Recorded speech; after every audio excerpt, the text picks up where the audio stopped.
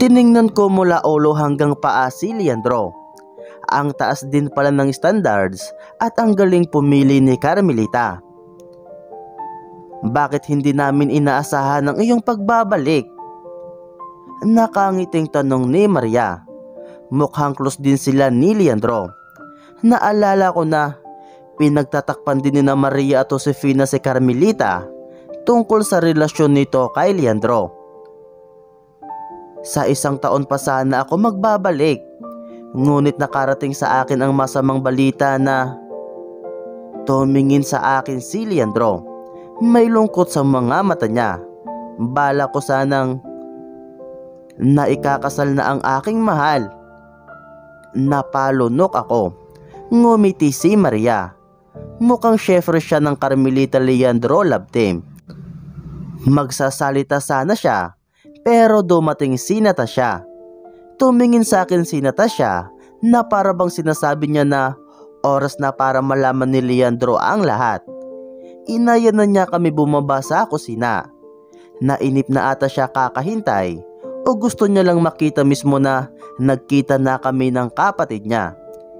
Hindi ako makapag-focus habang nagluluto kami at lagi akong nagkakamali dahil nakatayo si Leandro sa pintuan ng kusina at tinititigan niya ako. Pakiramdam ko tuloy may evaluator kami ngayon. Maraming salamat sa iyong oras. Paalam ni Maria kay Natasha. Oras na ng tanghalian. Nagdahilan si Maria na may naghihintay sa amin sa bahay, kaya kailangan na namin umuwi. Alam kong ayaw niya rin makasalo sa pagkain si Natasha. Pasakay na kami ng kalisa nang humabol si Leandro. Walang anuman, bukas ang aming tahanan kung sakali nais nyo muling matuto ng iba pang putahe. Ngiti ni Natasha. Kinikilabutan ako sa ginagawa niya. Ihahatid ko na kayo mga bini-bini. Saad ni Leandro habang nakatingin sa akin. Huwag na. Hindi ko na natapos ang sasabihin ko dahil sinagi ako ni Maria. Maraming salamat, Ginoong Leandro. Nais ka rin naming makausap. Ngiti ni Maria sa kainayang sumakay si Leandro sa kalisa namin. Nakaupo siya ngayon sa tapat namin. Nagsimula silang magkwentuhan. Ikiwininto ni Leandro ang mga pagsasanay at lugar na napuntahan niya sa Cuba. Hindi pa kami nakakalayo nang ipatigil ni Maria ang kalisa. Mauna na ako, Carmelita. Ako na ang bahalang magpaalam kina ama at ina para sa iyo. Nanlaki ang mga mata ko sa sinabi ni Maria. Hindi pa umiinit ang puwit ko sa upuan at kakalagpas lang namin sa Hacienda Flores. Ha? Bakit di ako kasama? Nagtataka akong tanong. Ngumiti si Maria at binigyan niya ako ng gobisyo kando itlog. Naintindihan agad ni Leandro ang gustong mangyari ni Maria. Magsasalita pa sana ako, pero tuloy-tuloy na sa pagsasalita si Maria at pinaiwanan niya pa ang isa naming tagapagsilbi. Bumaba si Leandro sa kalisa. Ayoko pa sanang bumaba, kaso pinagtutulakan na ako ni Maria. Napatingin ako kay Leandro na ngayon ay naghihintay. Wala na akong nagawa kundi ang bumaba na lang. Ginoo, ihatid mo ang aking kapatid bago magtakip silim. Bili ni Maria kay Leandro. Tumango at nagbigay galang si Leandro. Sinundan namin ng tingin ang kalisa hanggang sa makalayo ito. Hindi ako makapaniwala na magagawa ito ni Maria. Napatingin ako kay Leandro. Nakatayo kami sa gitnang kalsada. Puro palayan ang nasa paligid. Mabuti na lang dahil umaga pa kaya least awkward. Nagulat ako nang subukang hawakan ni Leandro ang kamay ko. Agad kong inilagay sa likuran ang dalawang kamay ko. Malay ko kung gaano sila kaklingi ni Carmelita sa isa't isa. Paumanhin, aking nakaligtaan na ikay may puot pa sa akin. Saad niya saka napayo ko. Oh, so galit nga si Carmelita sa ex-boyfriend niya. Wala akong karapatan magalit sa lalaking nasa harapan ko ngayon kasi hindi ko naman alam ang dahilan kung bakit ako dapat magalit sa kanya. Bukod doon, hindi naman ako si Carmelita. Ayos lang. Siguro bigyan mo muna ako ng oras para makapag-isip-isip. Sagot ko. Hindi ko akalain na effective at hindi pa rin palagasgas ang I need time and space line. Ang ibig mo bang sabihin, may pag-asa pang mapatawad mo ako? Tanong ni Leandro at unti-unti naman siyang napapangiti. Bakit ba ang hilig ngumiti ng mga lalaki sa panahong ito? Oo, iwan, baka, hindi ako sigurado. Sana tumigil na siya. Gusto ko nang umuwi. Aking gagawin ang lahat upang mapatawad mo, o aking sinta. Ako'y umaasa na maibabalik natin ang ating relasyon. Kitang-kita ko sa mga mata niya na sincere siya sa sinasabi niya. Pero ang awkward lang kasi hindi naman ako ang ex niya. Napapikit na lang ako para pakalmahin ang sarili ko. Bakit ba lagi na lang ako naiipit sa isang nakaka-stress na sitwasyon? Iyo ba naaalala bago ako lumisan? Ako'y may ibinigay sa iyo ngunit hindi mo tinanggap. Napayo ko siya muli. Subalit hindi ako susuko. Ipaglalaban kita, Carmelita. Ipaglalaban ko ang ating pagsinta. Nanlaki ang mga mata ko nang iabot niya sa akin ang isang singsing.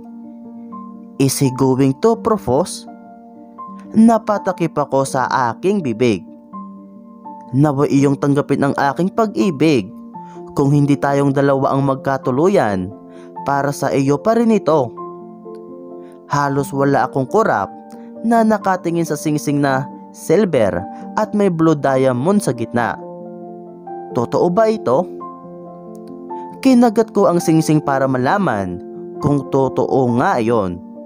Totoo nga, it's a real diamond. Magkano ko kaya maibibinta to? Natauhan ako ng magsalita si Leandro. Hindi ko namalayan na nariyan pa pala siya. Masyado na occupied ng diamond ang otak ko. Iyo bang naaalala ang aking huling sinabi sa iyo bago ako lumisan? Tanong niya. Napalunok ako sa kaumiling na lang. Hindi ko naman talaga maalala dahil hindi naman ako ang jowa niya. Ipinangako ko sa iyo na ako'y magbabalik. Buong puso kong nauunawaan kung hindi mo na ako magagawang hintayin. Ngunit aking hindi inaasahan na ikaw ay sasang-ayon na magpakasal sa iba.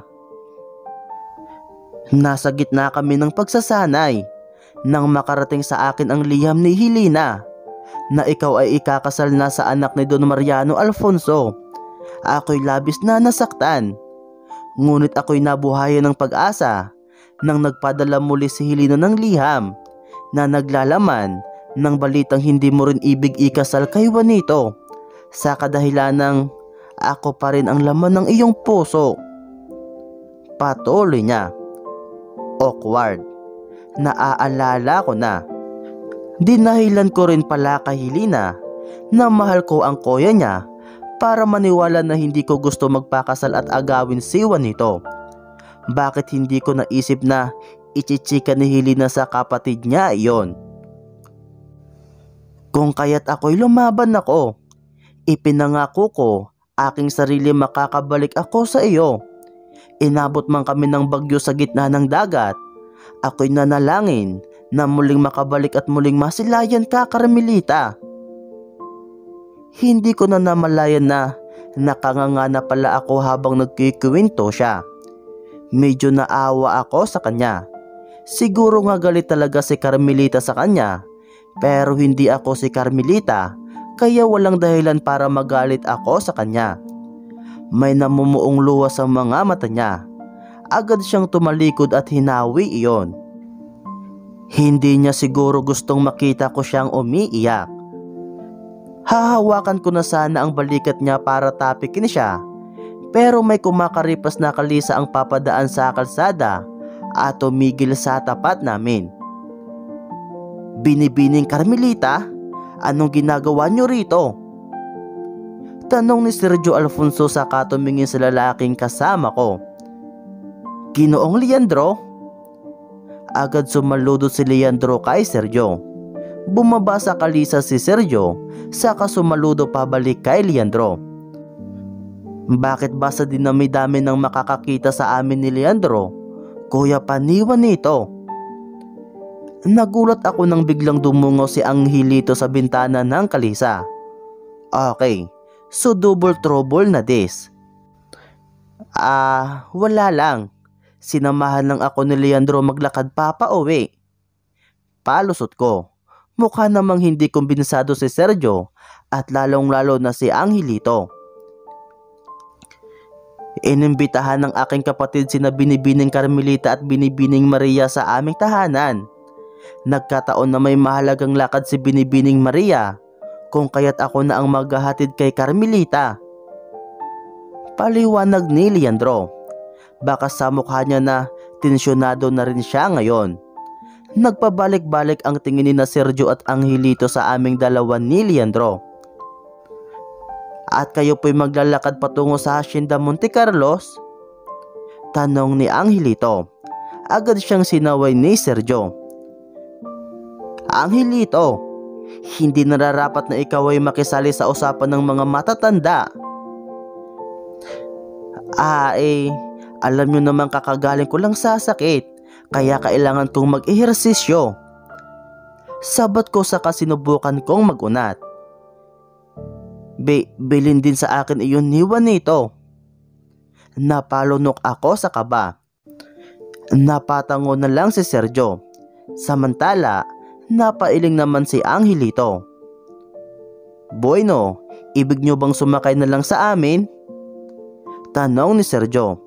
Napangiti ako dahil kahit papaano, makakaalis na ako sa napaka-awkward na sitwasyon na to. Kaya lang, naunang sumagot si Leandro. "Huwag na po, General. Maya-maya ay darating na rin ang ilan sa aming mga kalisa." Sagot ni Leandro. Gusto ko sa kanyang tanungin kung seryoso siya na maglalakad kami, kasi kakalimutan ko na ang diamanting singsing na ibibigay niya. "Oo siya, kami ay mauuna na, sapagkat baka ako ay mahuli sa pagdating ng barko patungong Maynila." Ngiti ni Sergio bago sumakay muli sa kanilang kalisa. "Mag-iingat po kayo, General." Paalam ni Leandro saka sumaludo muli sila sa isa't isa. Ngunit bago sila makaalis ay nagsalita si Sergio. "Binibining Carmelita, ikaw ba ay may nais iparating kay Juanito? Ako'y bibisita sa kanya pagdating ko sa Maynila." tanong ni Sergio. Napalunok ako muli. Gusto ko sanang sabihin na huwag niya sana akong isumbong kay Juanito, kaso hindi ko naman pwede sabihin yon. Wala naman. Mag-ingat ka sa biyahe, Ginoong Sergio." Tumango si Sergio habang si Angelito naman ay nagdududa pa rin nakatingin sa akin. Ang lakas makakonsensya ng batang yun na. Nang makaalis sila ay naiwan na naman kami ni Leandro sa gitna ng kalsada. Aking nahihinuhan na may magandang balitang makakarating kay Juanito. Ngiti ni Leandro dahilan para mapaisip ako. Siguro naman ay matutuwa rin si Juanito dahil malapit na masakatuparan ang plano namin. Kinabukasan, ako ang nagluto ng almusal. Ikinatuwa naman iyon ni Ama. Pakiramdam ko ay lumalaki ang ulo ko dahil sa sobrang pagpuri niya sa mga niluto ko. "Good job, Carmela." Pagsapit ng tanghali, nakatambay lang ako sa balkonahe at nagmumuni-muni ng may kumalabit sa likod ko. Si Teresita. May inabot siya sa akin na isang peraso ng papel. Maaari ba tayong magkita sa simbahan, Leandro? Nanlaki ang mga mata ko nang mabasa kung ano ang nakasulat doon. Hindi pa rin ba niya ako tatantanan?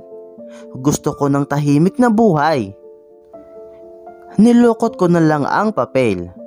Kung makikipagkita ako sa kanya, marami na naman siyang itatanong at ipapaalala sa akin. Wala naman akong maalala na memories namin. We're totally strangers. Hindi ko namalayan na nasa tabi ko na pala si Teresita.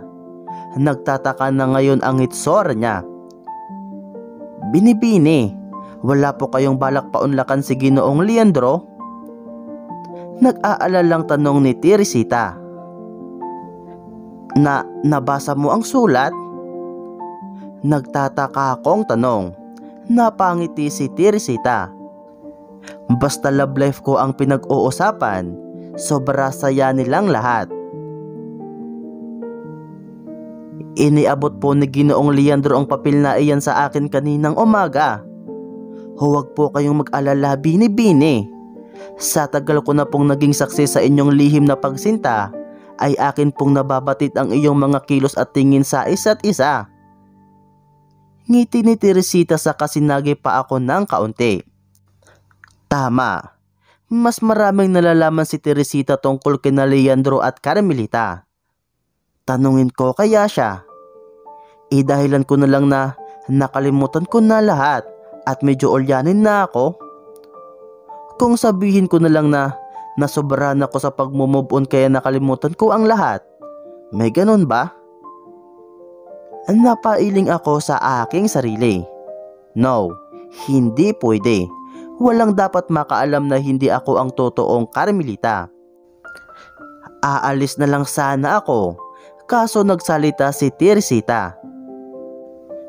Binibining Carmelita, aking pong nauunawaan na kayo'y may galit pa kay Ginoong Leandro. Ngunit akin pong nararamdaman na siya'y lubusan ng nagsisisi sa kanyang paglisan. Napahinga na lang ako ng malalim.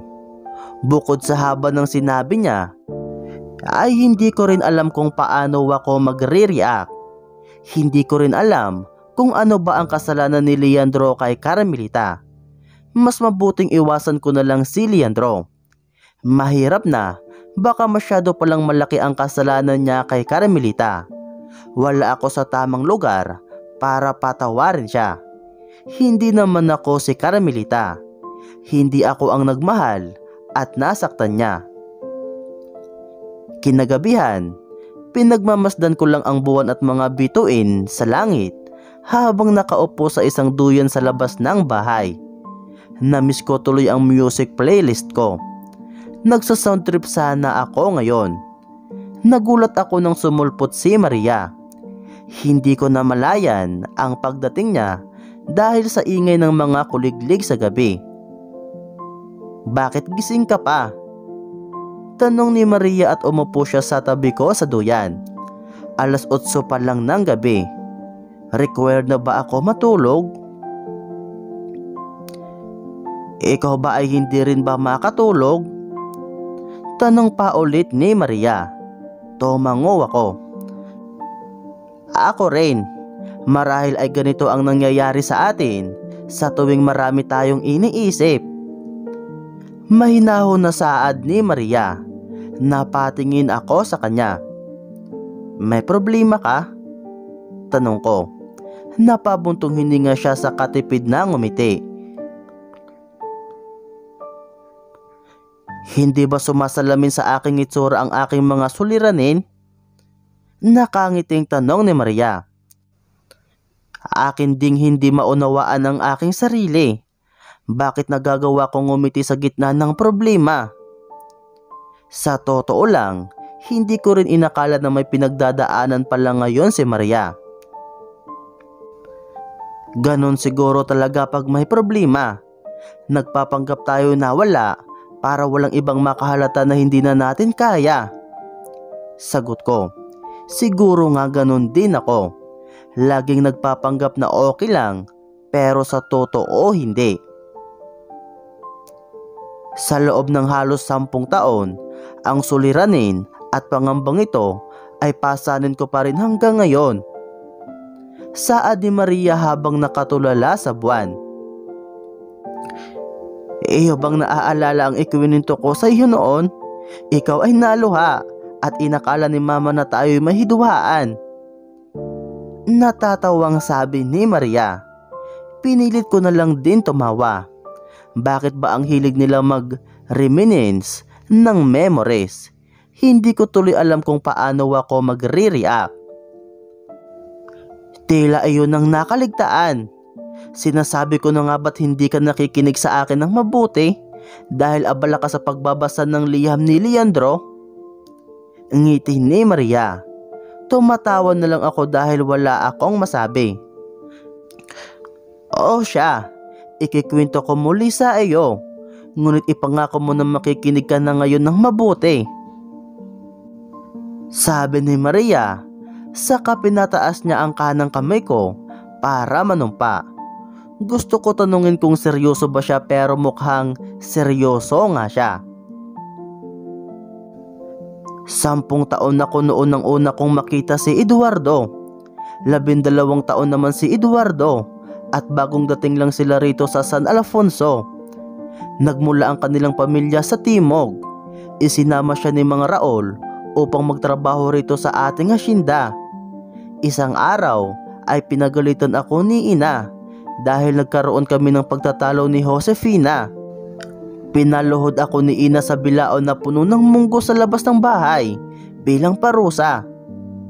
Napalunok ako. Hindi na pwede ang ganoong punishment sa panahon namin. Hindi ko mapigilan ang aking mga luha nung araw na iyon. Hindi ko inaasahan na lalapitan ako ni Eduardo. Mainabot siyang tila sa akin. Sinabi niyang ilagay ko raw iyon sa aking tuhod habang hindi nakatingin si Ina. Iyon ang unang pagkakataon na sinuway ko ang parusa ni Ina. Patuloy ni Maria. Napangiti na siya sa alaalang iyon. Ngumisi rin ako na parang sinasabi sa kanya na nandaya siya. Now I know kung kanino ako nagmana. Mula ng araw na iyon, naging malapit na kami ni Eduardo hanggang sa pagsapit ng aking 14 na taon. Ipinagtapat niya ang pag-ibig niya sa akin. Halos 1 taon niya rin ako niligawan ng palihim. Ako'y nagpapasalamat dahil inililihim niyo rin ni Maria ang tungkol sa amin ni Eduardo hanggang ngayon. Ngiti niya. Napaisip ako. Kung sabihin niyo na kina ama at ina para mapaghandaan na ang kasal niyo. Napabuntong hininga si Maria. Kung maaari lang sana, ngunit malabong sumang-ayon sina ama at ina. Nagmula sa karaniwang pamilya si Eduardo. Si Mang Raul na kanyang ama ay ating matadiro. Ang kanyang ina naman ay may malubhang karamdaman.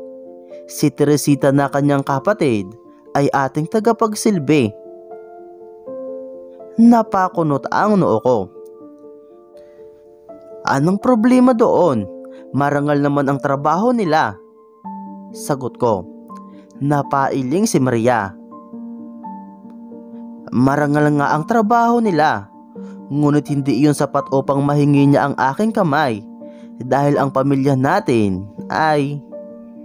Hindi na niya natuloy ang sasabihin niya. Naintindihan ko na ang ibig niyang iparating. Big deal nga pala sa panahong ito ang estado ng buhay. Sa loob ng mahabang taon ay nangangamba ako na baka isang araw ay matuklasan nila ang lahat at ilayo ako kay Eduardo. Napayo ko si Maria. Hindi ko kayang mawala si Eduardo. Sa tingin ko, madadaan naman sa magandang pakiusap sina ama at ina. Malay mo, mapapayag natin sila. Agad hinawi ni Maria ang namumuong luha sa mga mata niya. Hindi natin nababatid kung anong kayang gawin ni Ama. Minsan na niyang sinabi sa akin na masira na ang lahat, huwag lang ang pangalan at dangal ng ating pamilya. Ako'y nangangamba para kay Eduardo at sa kanyang pamilya. Tinapi ko ang balikat niya. Mas mabigat pa pala ang pinagdadaanan niya kaysa sa akin. Ikaw ay maswerte, Carmelita. Mabuti na lamang dahil nagmula sa mayamang pamilya si Leandro. Mas madaling mapapayag si Ama na pakasalan mo siya. Napatigil si Maria.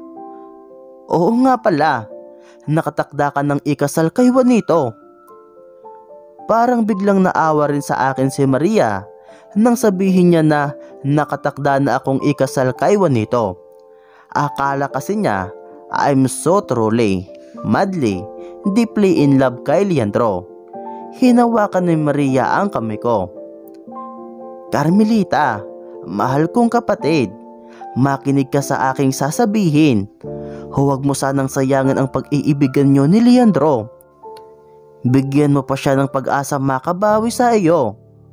Kung sakaling magtagumpay kayo ni Juanito na hindi ituloy ang kasal at magkatuluyan sila ni Helena, naway bigyan mo sana muli ng pagkakataong buksan ang iyong puso para kay Leandro.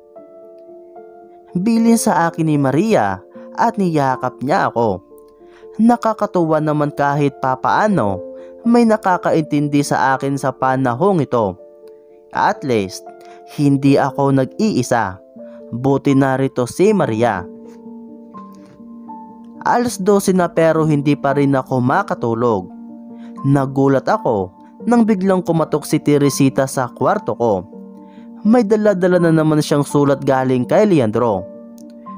Gosh, hating gabi na. Bakit nangungulit pa ang lalaking yon? Hindi ko alam, pero parang may nagtulak sa akin na basahin ko ang sulat. Hindi ako susuko sa iyo, aking mahal.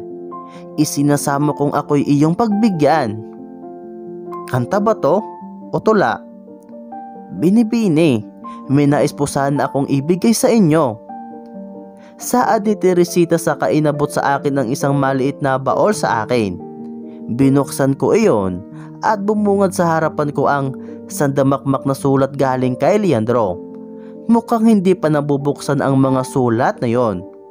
Tiningnan ko ang mga date. Karamihan ay 6 na buwan na ang nakalipas. Sobrang daming isinulat ni Leandro para kay Carmelita. Pero bakit nakatambak lang dito at mukhang hindi pa nababasa? Hindi ko po kinakaligtaan ng inyong mahigpit na bilin sa akin.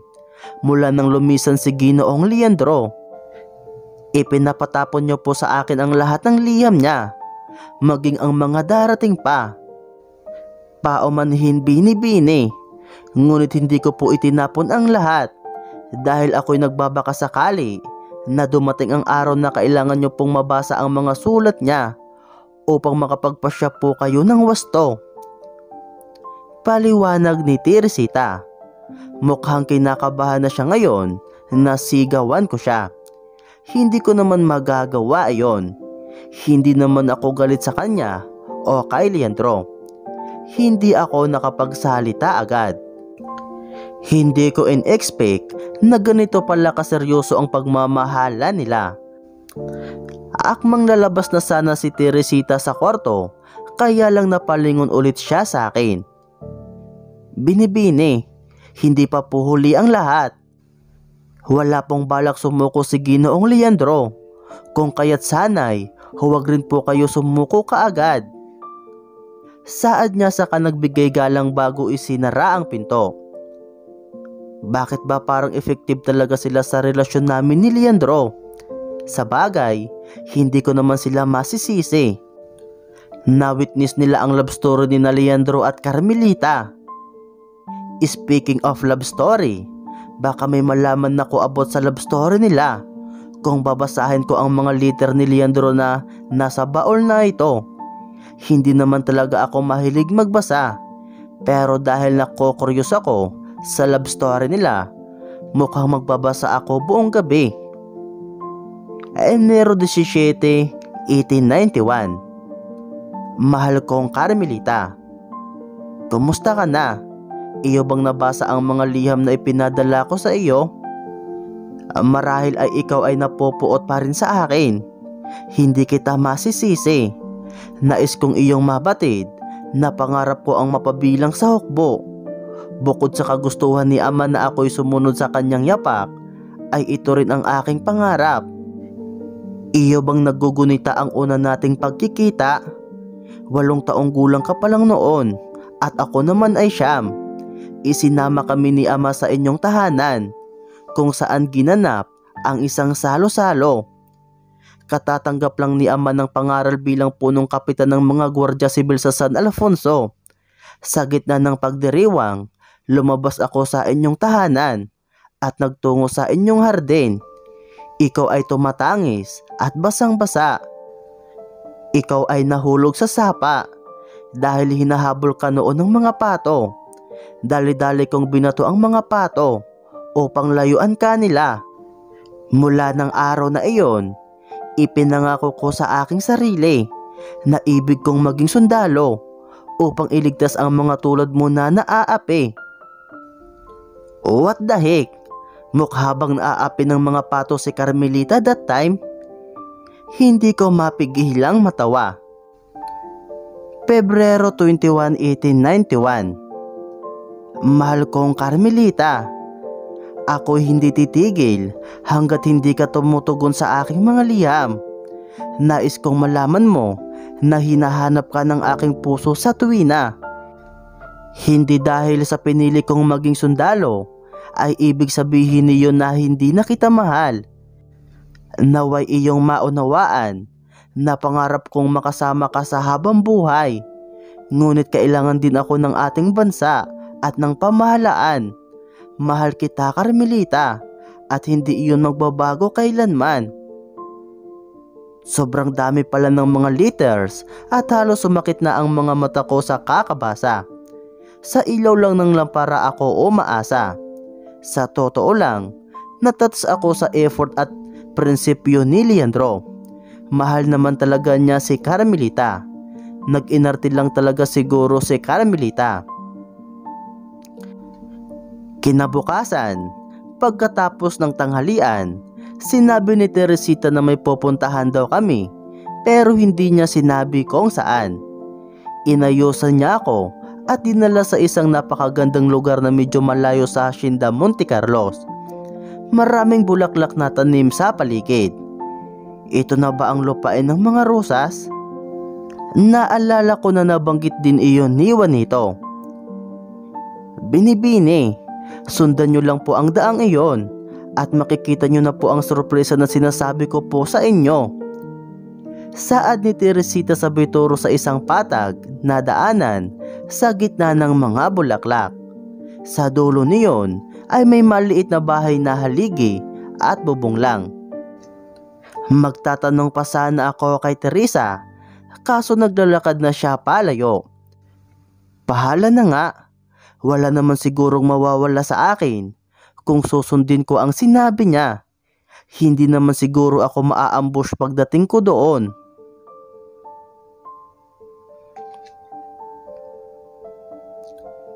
Habang naglalakad ako sa gitna ng mga bulaklak, hindi ko mapigilang mapangiti.